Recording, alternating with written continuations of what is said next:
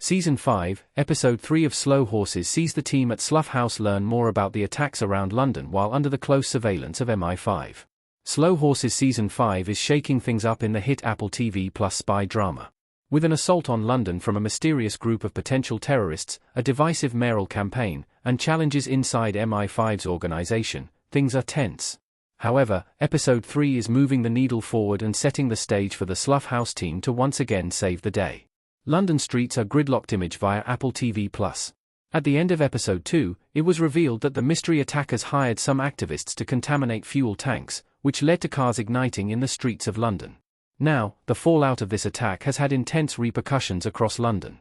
With car engines catching fire seemingly at random, traffic is brought to a standstill. This effectively puts London on lockdown as the streets become impossible to navigate. But this is just one small part of a much larger and more sinister plan that is unfolding. MI5 First Desk Claude Whelan is being threatened image via Apple TV+. Claude Whelan, the head of MI5, recently met with the London mayoral candidates to discuss security measures around the city in the wake of the Abbotsfield massacre.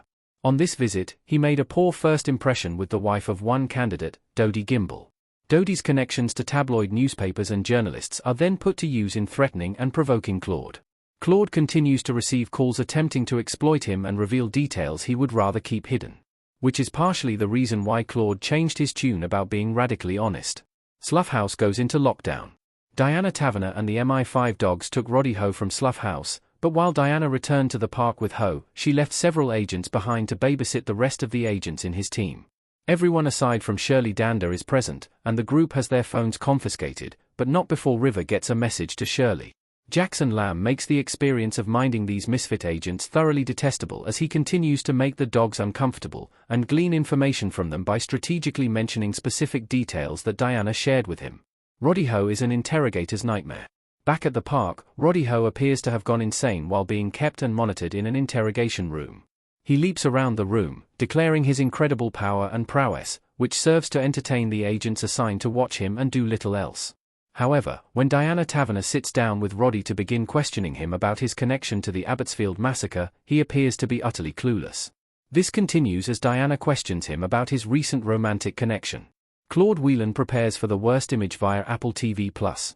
Meanwhile, Claude enlists the help of an MI5 appointed lawyer to seek advice about how to handle Dodie Gimble and her repeated approaches. As this is a personal matter, the lawyer attempts to redirect him to a personal lawyer, but Claude hopes to resolve the issue quietly and without sparking suspicion. It's clear that Claude has left behind his ideals of creating a more transparent MI5, though what he hopes this lawyer will say or do to resolve his issues is unclear. The conversation ultimately ends abruptly when an explosion goes off somewhere in the distance. 22 penguins are brutally killed by the terrorists. Moments later, news begins to spread through social media and then news channels that a bomb has gone off in London Zoo, killing 22 penguins. This was the result of the mystery attackers hiring a homeless man to throw a container into the enclosure that he was told would turn the water red. MI5 is left to play catch-up as they try to figure out what happened and speak to the individual who threw the bomb. This serves to better inform them of a targeted threat being played out, but unfortunately, with no serious leads aside from Roddy Ho and his girlfriend, MI5 appears utterly incompetent. Mayor Jaffrey's son turns out to be the activist who sabotaged the cars. In a shocking turn of events, the current mayor of London, Jaffrey, is confronted by his son, who is the activist that was responsible for tampering with fuel tanks around London. Jaffrey's son despises his father and believes him to be full of false promises, and makes this abundantly clear in a public setting. Meanwhile, Jaffrey is only concerned about how this makes him look, and the potential harm it could do to his political campaign. As his son is dragged away by police, Jaffrey simply turns away and carries on with his intended speaking appointment in an effort to rally more votes in the upcoming election. J.K. Coe's destabilization theory is proven true image via Apple TV+. J.K. Coe may be one of the least conventional spies in Slough House, but he clearly has insight and reasoning abilities that make him stand out. For instance, Coe spotted a pattern in the attacks occurring that he refers to as the destabilization theory.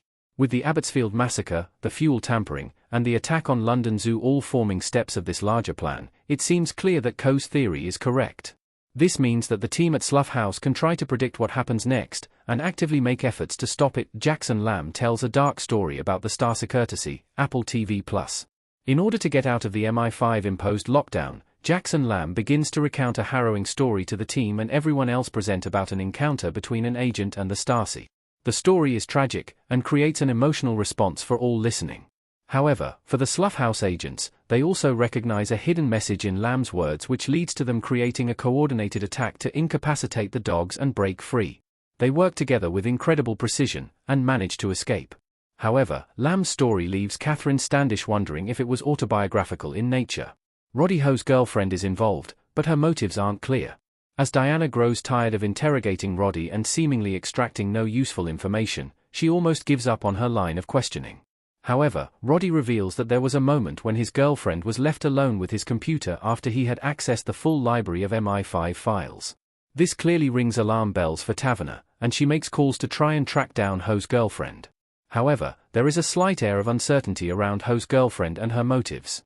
It's clear she has been hired by the mystery attackers and is being used to play games with MI5, but Ho might not be as delusional as he seems.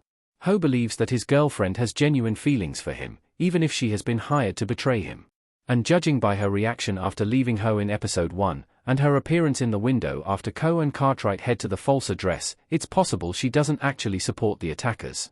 There is a distinct possibility that Roddy Ho's girlfriend is being forced to gain Ho's trust, and used by a sinister group against her will. If this is the case, she could become an important part of the efforts to bring this organization down, while also proving that Ho actually made a meaningful connection.